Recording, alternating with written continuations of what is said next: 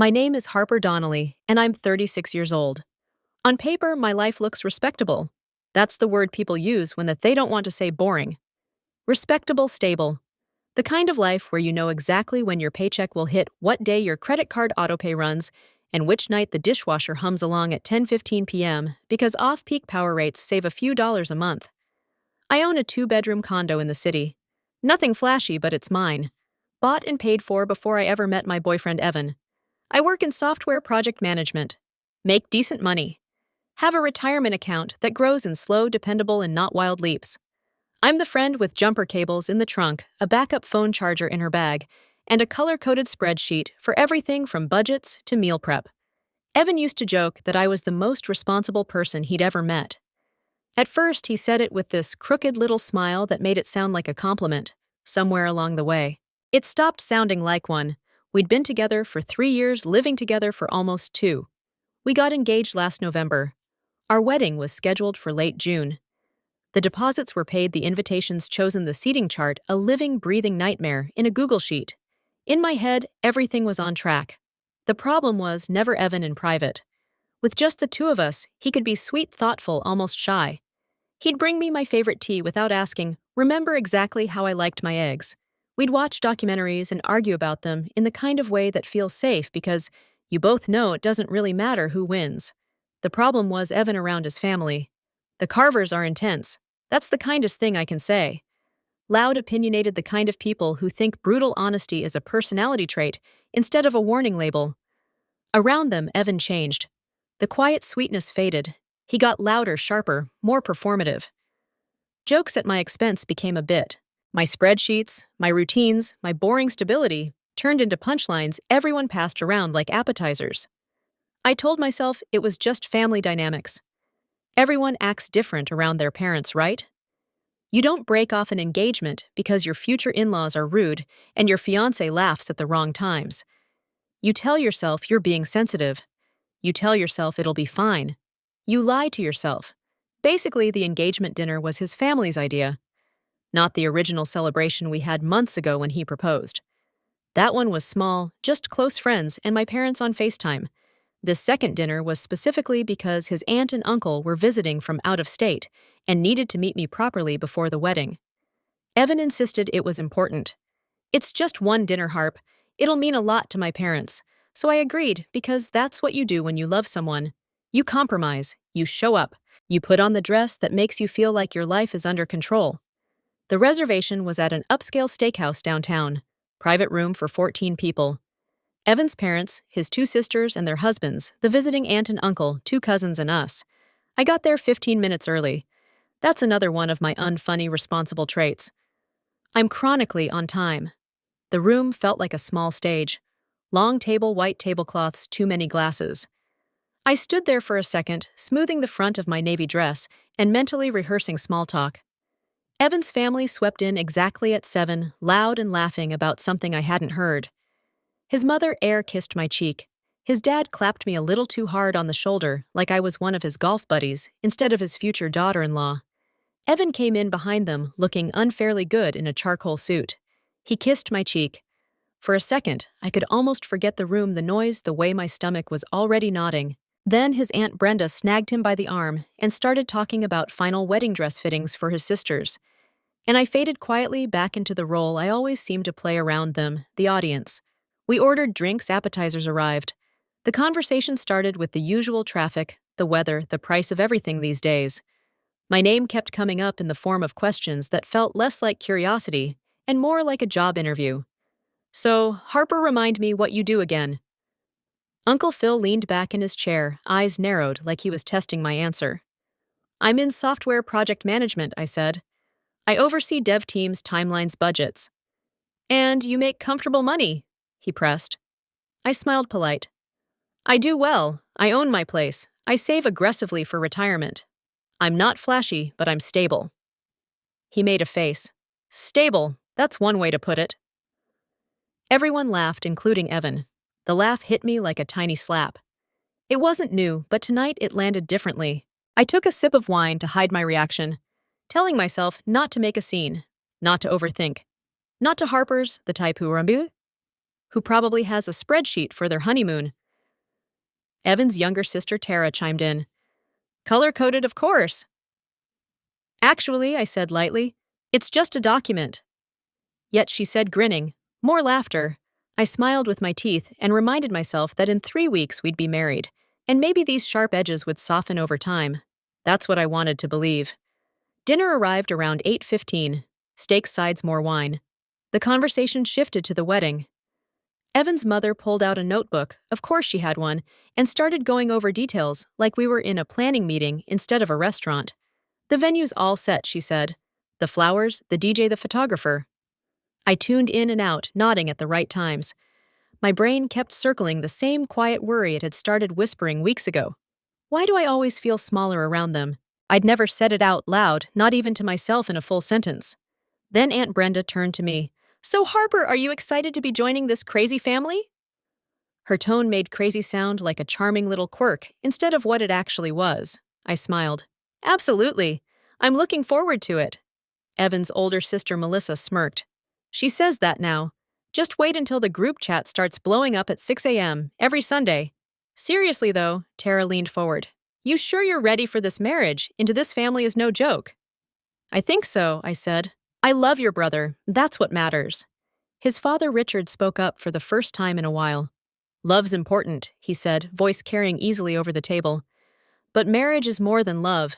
It's compatibility, partnership, being able to handle real life together. I agree, I said. And I think we handle real life well together. He didn't look convinced. Do you? Because from where I'm sitting, it seems like you're in over your head. The air shifted. The easy laughter thinned. I felt the room focus on me. All those eyes waiting to see if I'd flinch. I don't think I am, I said carefully. His mother jumped in with a tight smile. Sweetheart, your father's just saying marriage is hard. Harder than dating. You need to be certain. I'm certain, I said.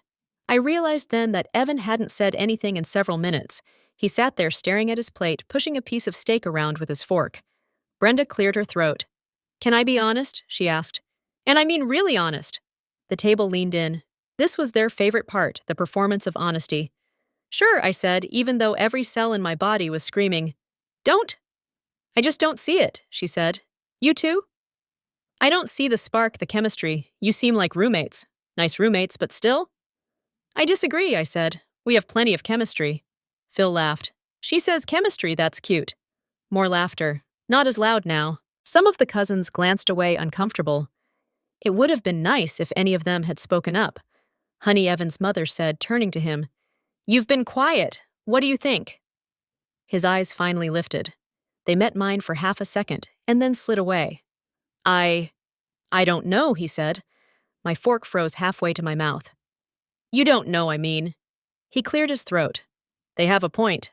Sometimes I wonder if we're really right for each other. The room went dead silent. Somewhere beyond the wall, I could hear the clatter of dishes in the kitchen, the muted murmur of other people's normal dinners. You're wondering this now? I asked, my voice strangely steady. 3 weeks before the wedding. I've been wondering for a while, he said, eyes fixed on a spot on the tablecloth. I thought it would pass. I thought I'd feel more certain as the date got closer. And you don't? I asked. He shook his head. No, I don't. Richard exhaled like he'd been holding his breath. Maybe this dinner was a good idea after all, he said. Better to figure this out now than after the wedding. I felt like I was underwater. The room blurred at the edges. All I could hear was my heartbeat and the clink of someone's fork settling on china. So I said slowly, What are you saying, Evan? He finally looked at me. His eyes were glassy, but there was something else there too. Relief. I don't think you're wife material, he said. I'm ending this. His sisters laughed. Actually laughed. One of his cousins covered her mouth, eyes wide torn between shock and amusement. Uncle Phil smirked into his wineglass, like he'd just watched the punchline finally land. For a second, I just sat there staring at him. 3 years. 3 years of holidays and birthdays and pretending their jokes didn't sting. 3 years of saying it's just how they are. Every time my stomach twisted on the drive home, 3 years of making myself smaller so he wouldn't have to stand up taller. Something inside me snapped back into place. Great timing, I said. Evan blinked. What I reached for my left hand. The engagement ring felt suddenly heavy, like it belonged to someone I didn't recognize. I slid it off, set it in front of him, then calmly picked it up again and tucked it into the small velvet box I'd been carrying in my purse. He didn't stop me. He didn't even reach for my hand. I stood up. The room watched me as if the show had taken an unexpected turn. I lifted my wine glass. To better decisions, I said. For a moment, no one moved. His father's face was unreadable. His mother looked horrified. His sisters were frozen halfway between laughter and embarrassment. "What are you doing?" Evan asked finally, sounding rattled. "Making a better decision," I said. I took a sip, set the glass down. "Since we're all being honest tonight, let me share something." My voice sounded cool, almost detached. Inside, my hands were shaking so hard I had to curl them into fists. "This dinner cost $2,800, I said. "I paid for it. The wine I brought was $400. The engagement ring I just took back was $12,000. The deposits on the venue catering band photographer, $18,000. All in my name, all refundable up to 30 days before the wedding." His mother gasped. "You're not!" "I'm canceling everything tomorrow," I said. "Getting every penny back." Richard surged to his feet. "Now hold on for what I asked.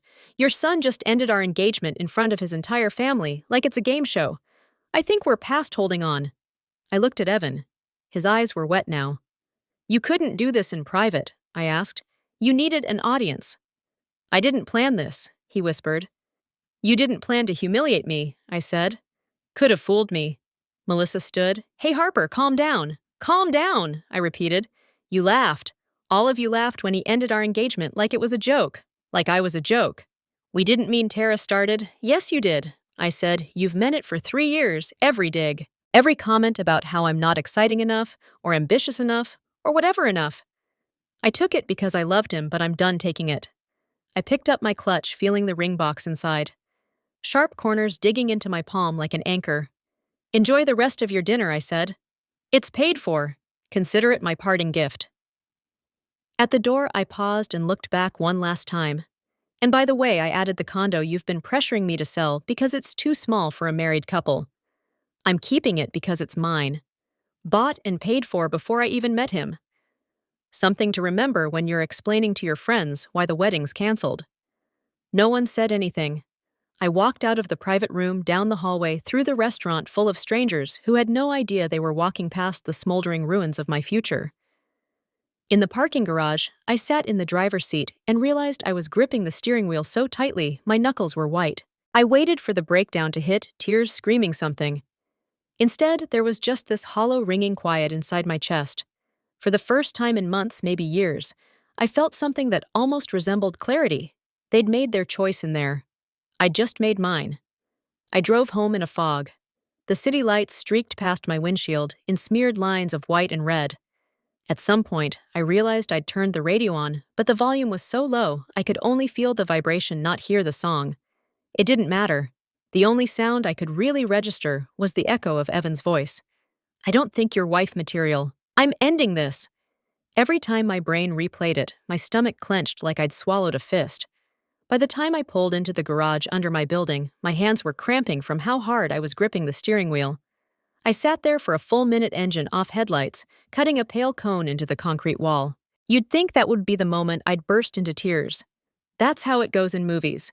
Woman gets publicly humiliated, drives home, sobs in the car until she can't breathe. I didn't cry. I just felt hollow, like someone had scooped out all my insides and left the shell sitting upright out of habit. Upstairs, my condo felt unfamiliar, like I'd broken into a stranger's place. The same navy couch, the same framed prints on the wall, the same neatly stacked mail on the entryway table.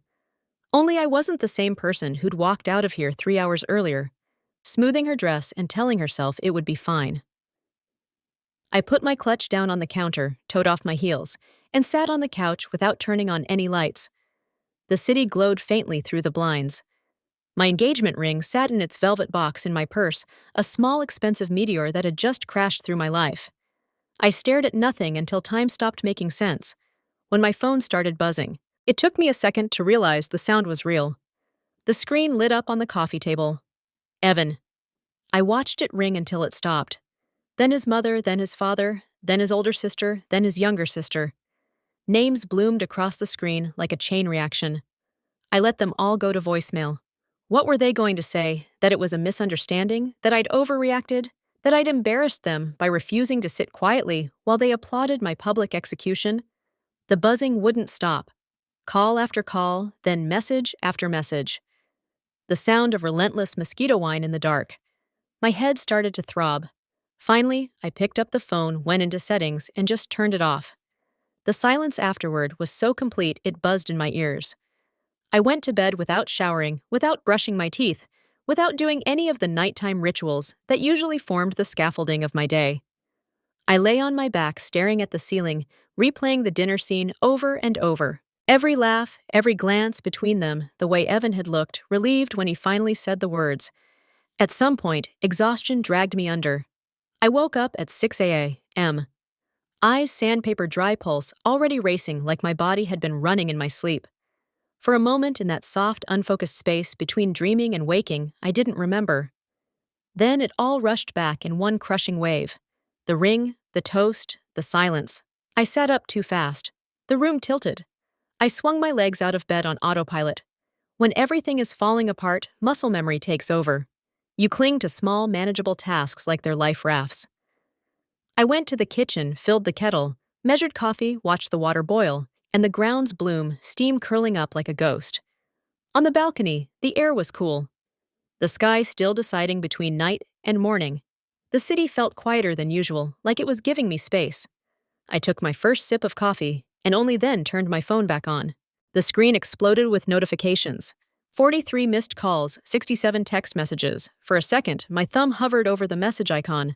Part of me, some stubborn, hopeful part that hadn't gotten the memo yet, whispered, "What if he apologized? What if he defended you after you left? What if this is all some horrible fixable mistake?" Then I remembered his sisters laughing, his uncle smirking, his father looking relieved. Evan sitting there, letting them. I put the phone down without opening a single message. If I started reading, they would drag me back into their version of events. They'd rewrite what happened until I was the villain, the hysterical fiancé who overreacted. I know how this family works. I've watched them do it to each other for years. Instead, I opened my laptop. The wedding planning spreadsheet was still pinned to the top of my browser. Color-coded tabs lined up like obedient soldiers. Venue, catering, music, photographer, flowers, budget. Yesterday, those tabs represented a future.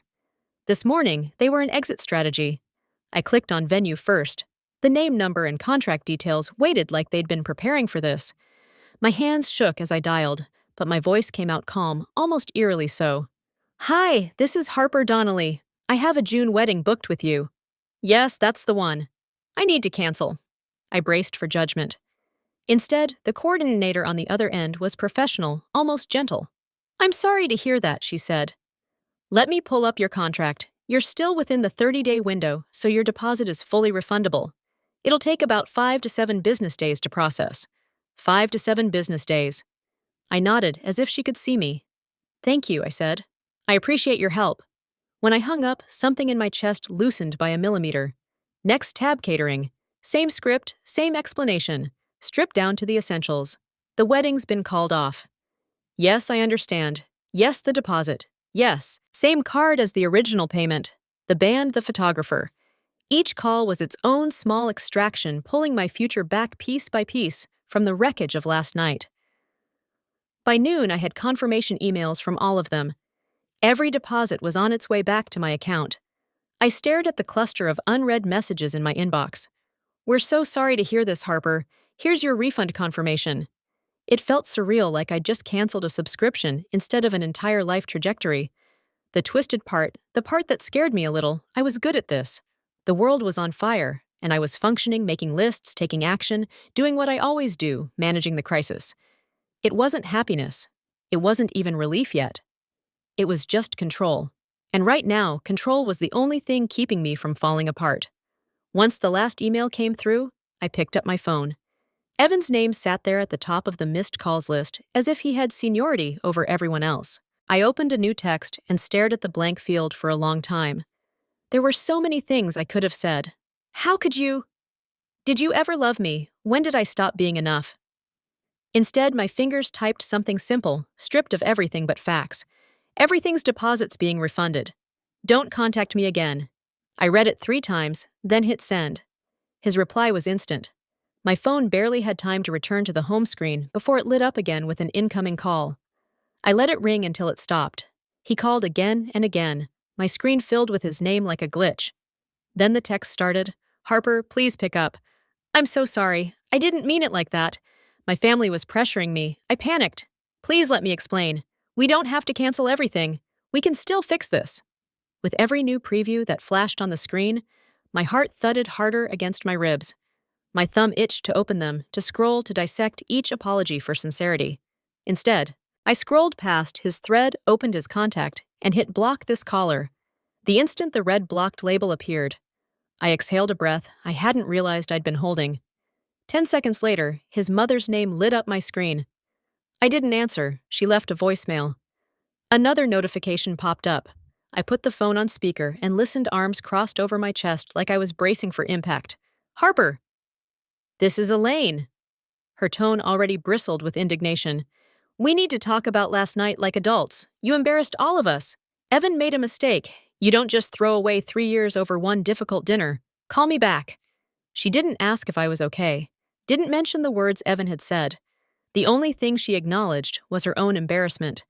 I deleted the voicemail, then I blocked her number too. A little while later, a text came in from an unknown number. "This is Richard. You humiliated my son and our entire family at that restaurant. You owe us an apology." I stared at those words so long they started to blur. I thought about replying. I imagined typing out everything I wanted to say. "Your son ended our engagement in front of you like it was entertainment and you were relieved. You laughed when your sister said we had no chemistry.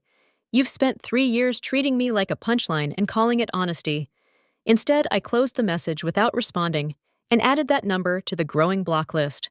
By Sunday evening, every Carver contact in my phone had the same red label blocked. The silence that followed wasn't peaceful. Not yet. It was brittle and humming and full of ghosts. Every room in my condo felt haunted by a different version of us. Evan cooking in the kitchen, Evan sprawled on the couch, Evan leaving his shoes in the middle of the floor. I didn't trust myself to sit still with those ghosts, so I did what I always do when my brain gets too loud. I went to the gym. I drove there on autopilot. The familiar route, almost soothing. The smell of rubber and disinfectant and stale air hit me in the face like something clean. I ran until my lungs burned, lifted, until my muscles shook. For an hour and a half, the only thing I had to think about was the next rep, the next breath, the next number on the treadmill screen. Pain was easier to handle when it had a clear cause. Back home, I showered, put on an oversized t-shirt, and ordered pizza instead of cooking. I ate it on the couch, grease on my fingers, a mindless show playing on the TV. I couldn't tell you what I watched. I just needed noise that wasn't my own thoughts. At some point, I caught sight of the ring box sitting on the coffee table where I dropped it earlier. The velvet looked almost smug, like it knew the power it used to hold. I picked it up and opened it. The diamond winked up at me indifferent. 4 months ago, I had cried when Evan slid this ring onto my finger. I'd thought it represented something permanent safe. A promise. Now it looked like what it really was, a transaction that hadn't gone through. "I'm getting my money back," I murmured, more to myself than to the ring. Somewhere deep down, a cruel little voice asked, "Is that all this is to you now? A bad investment you're trying to recoup?" I closed the box and set it aside. No, it was more than that. It was proof. Proof that I hadn't imagined how one-sided this whole thing had become. Proof that I was the one who put skin in the game, literally and figuratively. Proof that I'd been building a life while they'd been building a stage. I turned off the TV, stacked the empty pizza box by the trash, and went to bed. In the dark, my mind replayed the dinner again, but this time it lingered on different details. The way Evan's eyes had flickered away from mine, the relieved slouch of his shoulders when he finally said the words. His father's barely concealed satisfaction. Little puzzle pieces I'd dismissed as stress or family dynamics clicked into place. These weren't cracks that suddenly appeared last night. They'd been there the whole time. I just finally stopped painting over them. I woke Monday morning with that strange dissociative clarity that sometimes follows a shock. My body felt drained, heavy, bruised in places that didn't make sense. But my mind was sharp. Too sharp. Like grief was a spotlight, and everything in my life was suddenly overexposed. I got up, showered, dried my hair, put on mascara that I already knew I'd scrub off before noon, and dressed for work. My reflection in the mirror looked like a woman auditioning for the role of Fine. My phone stayed silent on the counter. I didn't turn it on. By 7:40 a.m., I was on the road. The commute felt familiar grounding. I pulled into the office parking lot at 8:03, swiped my badge at 8:05, and walked through the halls like a ghost wearing my face. No one knew. No one knew that 2 nights ago, my entire future had collapsed in a private dining room with linen tablecloths and overcooked asparagus. At my desk, I finally turned my phone on not to read messages. I had no interest in that. I needed it on for work. Slack email, MFA codes, the practical stuff. It lit up like a slot machine. A cascade of notifications rolled down the screen, missed calls from more numbers I didn't recognize. His sisters borrowing friends' phones, texts from unknown senders, and a handful of social media DMs from people I barely knew. Every message preview began the same way. Harper, please. Harper, talk to Harper. This isn't, I didn't open a single one. I silenced them all. Around mid-morning, my boss stopped by my desk. He leaned on the cubicle wall. You doing okay? You look a little tired. I canceled my wedding this weekend, I said flatly like I was reading a weather report. The words sounded foreign in the air. His eyebrows shot up. Wow, I'm sorry. Yeah. I forced a small smile. It's for the best. He hesitated. If you need time off, I might in a couple weeks. I'll put in the request. He patted the cubicle edge awkwardly. Whatever you need. I nodded, grateful he didn't ask for details. Gossip wasn't his style. If it had been one of my coworkers, the whole team would have known by lunch. I buried myself in tasks, tickets, emails, sprint planning, anything that required steps and structure and logic, everything my personal life currently lacked. At 2:17 p.m., my phone buzzed with a call from downstairs security. Hi, Miss Donnelly. There's someone here asking for you. A sick dread unfurled in my stomach. Who? A man named Evan Carver. My pulse spiked. My palms went cold. No, I said quickly. Do not let him up. I'm not available to see him. The guard paused. He said it was urgent. I don't care. Please ask him to leave. There was a beat of silence. Then, understood, ma'am. I hung up and pressed the heels of my hands into my eyes until I saw stars. The humiliation from the dinner flickered through me again, and panic noted its way up my throat. He came to my job. He came to my job.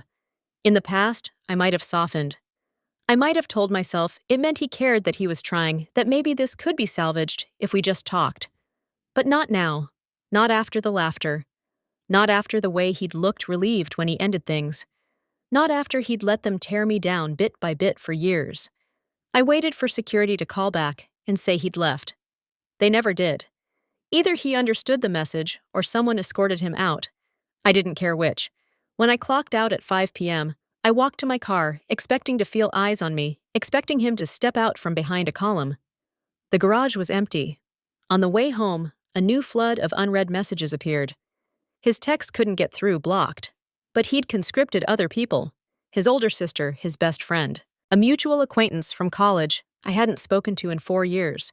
All some version of the same script. He feels awful. He made a mistake. He panicked. He loves you. Just give him a chance to explain. I deleted them all without reading past the previews. That night, I didn't go to the gym. I didn't do anything. I ordered Thai food and sat on the floor beside my coffee table with my laptop in front of me. I opened my budgeting spreadsheet. My hands moved on autopilot, adjusting numbers, adding the refunded deposits into the correct categories. Wedding venue refund, wedding catering refund, wedding music refund, wedding photography refund, ring resale value estimated pending. It was stupidly soothing. Lines, numbers, order. A place where every action yielded a clear result. Around 8:30 p.m., as I was tidying up, my doorbell rang. I froze. I walked slowly to the peephole. My heart was pounding so loud it felt like it was rattling in my ribs. Through the distorted lens, I saw a face I recognized instantly. Evan's older sister, Mariana. She had her arms crossed, her knee bouncing impatiently. Behind her, someone else stood at a distance. Tall, broad-shouldered, dressed in business casual, like he'd come straight from work. His best friend, Connor. Of course, reinforcements. I didn't open the door. Mariana knocked harder. Harper, we know you're in there. Just talk to us for a minute.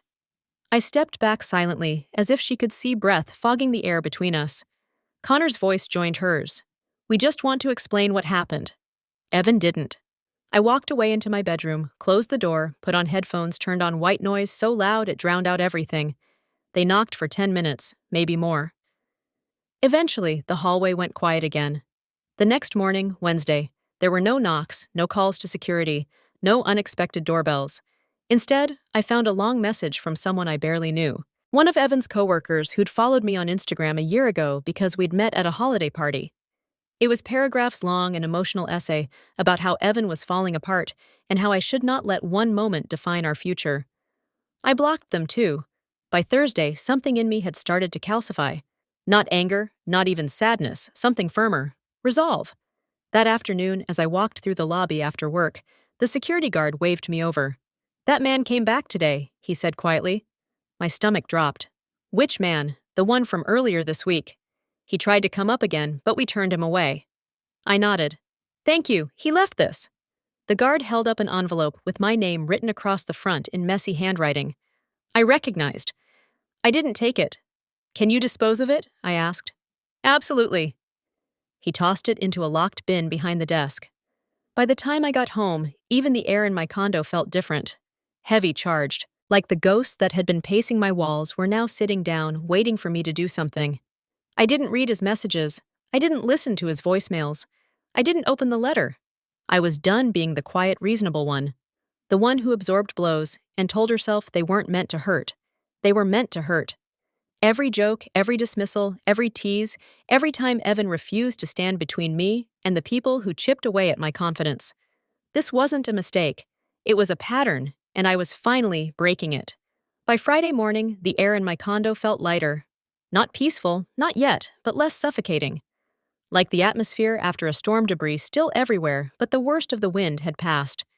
I made coffee, tied my hair into a low ponytail, and packed my work bag.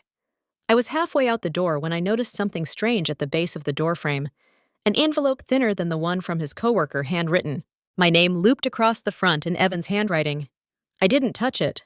I nudged it aside with my foot, picked it up with a tissue so I didn't have to feel the weight of it, and dropped it directly into my kitchen trash. That should have been the end of it. It wasn't. At 2:12 p.m., while I was updating a project timeline, my phone buzzed with a notification from Instagram. New message request. The preview was from a familiar name, his best friend Connor. "Hey Harper, I know you're hurting." "He is too. Please just read what he wrote you." I closed the app and blocked him. An hour later, I got another DM from a mutual friend I hadn't spoken to in months. "Harper." It was one bad night. Evan is devastated. Maybe at least hear him out. Blocked. By late afternoon, it was almost laughable. As if every person Evan had ever shaken hands with was lining up to plead his case for him. They weren't contacting me because they cared about me. They were contacting me because it was inconvenient for him that I didn't. I drove straight home after work. The moment I stepped inside, the quiet of my apartment wrapped around me like armor. I dropped my bag, kicked off my shoes, and let out a long, shaky breath. I was tired of being found. That weekend I cleaned. Not the normal wipe down the counters cleaning. I mean the kind of deep, thorough purge people do at the end of a breakup or the beginning of a new life. The kind that feels like stripping your soul down to studs. I opened every closet, every drawer, every cabinet. Anything that belonged to Evan or reminded me of him went straight into black garbage bags. The hoodie he'd left draped over the back of a chair. In his beard oil, in my medicine cabinet, in the book he'd once bought me, because I'd like it if I relaxed more. Definitely in the framed photo of us at his cousin's lake house face down. Then in the mug his mother gave me last Christmas that said, "Future Mrs. Carver." I threw it in so hard it cracked. 4 full bags later, I hauled everything to the trunk of my car and drove to the donation center. I didn't second-guess a single item. People talk about catharsis like it's this sweeping emotional release. Mine was quiet, methodical, almost businesslike, but every time something landed at the bottom of a bag, I felt lighter. When I got back home, the condo felt empty. Not lonely empty, airy empty, clean empty like the space between who I'd been and who I was becoming. That night I showered, put on clean pajamas, and stretched out on my bed. For the first time in days, my breathing didn't feel trapped under my ribs. I fell asleep easily. I didn't realize how short-lived that peace would be. The next morning, Sunday, my phone buzzed at 9:03 a.m. Unknown number. I let it ring. A minute later, it buzzed again. Unknown number. I sighed, picked it up, and answered. Hello? A familiar voice crackled through the line deep stern. Richard. Evan's father. My stomach tightened. How did you get this number? Doesn't matter, he said. We need to talk. No, I said instantly. We really don't. You humiliated my daughter, he snapped. Your son, I corrected. I humiliated your son in response to him humiliating me first. You didn't give him a chance to explain. He explained just fine, I said, in front of 15 people. You're being unreasonable. I'm being done, I said, voice steady. There's a difference. That ring, I already canceled everything. The deposits are being refunded. I'm not returning the ring. It was a gift to a fiancé. You no longer are. That wasn't my choice, I said. Take it up with your son. There was a heavy silence on the line. Then he wants to fix things. I don't. You're throwing away 3 years over one bad dinner. I closed my eyes. One bad dinner, I echoed quietly. You and I both know that wasn't one bad dinner. That was 3 years of disrespect condensed into 2 hours. Harper. I'm blocking this number now, I said calmly. Do not contact me again. Don't you dare. Click. I added the number to my block list. For a moment, I just stood in the kitchen, heart hammering. Not from fear, though, there was some, but from something else. Clarity. They weren't trying to repair anything. They were trying to preserve their version of the story. By week 3, the noise finally began to fade. Not disappear, just fade. A few mutual friends texted supportive and gentle. Hey, you don't owe me details, but how are you holding up? I heard what happened. That's awful. Here if you need anything. Need to get out of the house. Coffee? Those messages, I answered. Not with much. Just thank you or appreciate it. I'm okay. But they meant something. Then there were the other friends, the ones who disguised judgment as concern. Do you think maybe you overreacted? Evan's family is just like that. They didn't mean anything. It was a stressful situation. Maybe reconsider. I didn't argue. I just stopped responding. By the end of week 3, I'd told exactly one person the full story. My friend Liam from work. We met for drinks after office hours, and when he asked how I was, I surprised myself by actually telling the truth. That's brutal, he said when I finished. The way they treated you, I nodded, swirling my drink. You did the right thing, he said firmly. Walking away doesn't feel right yet, but it will. What does it feel like now? I asked quietly. Surviving, he said. And that's enough for now. The feeling better comes later. He was right. I just didn't know how much later. All right. It wasn't until the middle of week 4, walking into the gym after work, that I realized I hadn't thought about the dinner in a whole hour. 1 full hour. I scanned my membership card. The gate beeped. My brain didn't immediately replay Evan's voice saying wife material. It was small and weirdly monumental. But the peace didn't last because that night as I walked out of the gym towel around my neck, keys in hand, there, she was, Elaine Evans' mother, standing beside my car like she belonged there. She'd been crying. Or she wanted me to think she had been. Harper? She said, breathless. Please, please, just talk to me. A wave of cold swept through me, but I didn't flinch. No, I said move. Just 5 minutes, she begged. I'm his mother, you owe me. I don't owe you anything. Please, she whispered. He's not eating. He's not sleeping. He's devastated. You have to see him. I stared at her. She was trembling. Part of me wanted to feel something. Sympathy, guilt, compassion. But I didn't. You're asking me to see him, I said. After he broke up with me in front of your entire family. It was a mistake, she insisted. People make mistakes. It wasn't a mistake, I said. It was a choice. She swallowed hard. We weren't mocking you. You've been mocking me since the day I met you, I said. Your comments, your jokes, your digs, and Evan went along with it every time. That's not, it is, I said. I'm done pretending it isn't. Her eyes filled with tears. What about the 3 years you spent together? You're just throwing that away. They're gone, I said. He ended them. Not me. You're being cruel. No, I said, I'm being honest. Something your family could learn. She flinched like I'd slapped her. What about his things? She demanded. His clothes, his books, the things he left. I donated them, I said. Her face twisted. You what 2 weeks ago, I said. They're gone. You had no right. They were in my home, I said. He never came to get them. I had every right. I walked around her, unlocked my car, and slid inside. She slapped her hand against the window. You can't just drive away. I can. I said through the glass. And I am. I fired up the engine, backed out, and drove off as she shouted something I didn't bother to decipher. I didn't look in the rearview mirror. I didn't need to. I knew exactly what I was leaving behind. It's strange how healing sneaks up on you. In the beginning, it was loud panic. Panic, humiliation, anger, sleepless nights, and the constant buzzing of blocked numbers trying to find new ways in. Then it became quiet in a way that felt unsettling, like walking through the empty shell of a house you used to live in. But by month 2, the quiet changed. It wasn't hollow anymore. It was spacious. Something new could exist there. I was doing better. Not dramatically, not all at once, but in small, steady increments. The kind of progress that accumulates slowly, almost invisibly, until one morning you realize you woke up without bracing for disaster. Work became a sanctuary again, not a distraction. I picked up a new hobby, rock climbing of all things, me the spreadsheet girl, scaling fake mountains with chalk-dusted hands and a harness that always felt slightly too big. But I liked it. I liked the way it forced me to focus only on the next handhold, the next breath. I joined a book club, reconnected with friends I'd lost track of during the relationship, because I'd been so busy trying to fit myself into Evan's world.